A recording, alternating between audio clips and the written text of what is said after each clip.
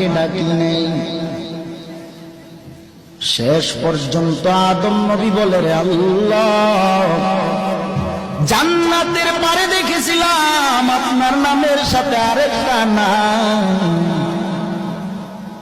জানি না তিনি কে, তবে তিনি হলেন শেষ নবী রাহমাতুল লিল আলামিন। ও আল্লাহ, মুহাম্মাদুর রাসূলুল্লাহ সেই নামের খাতিরে তুমি ক্ষমা করে দাও। সুবহানাল্লাহ।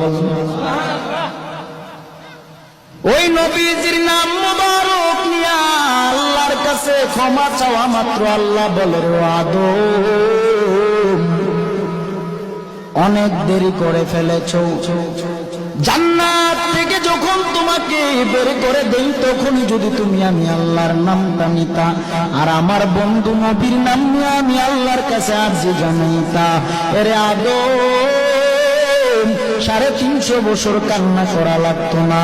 তোমার একবার যদি খালি আমার নবীর নামের দোহাই দিতা, এরে আদম, তোমাকে আমি আল্লাহ জান্নাত থেকে বের করতাম না। এরে নবীর উম্মতের দল,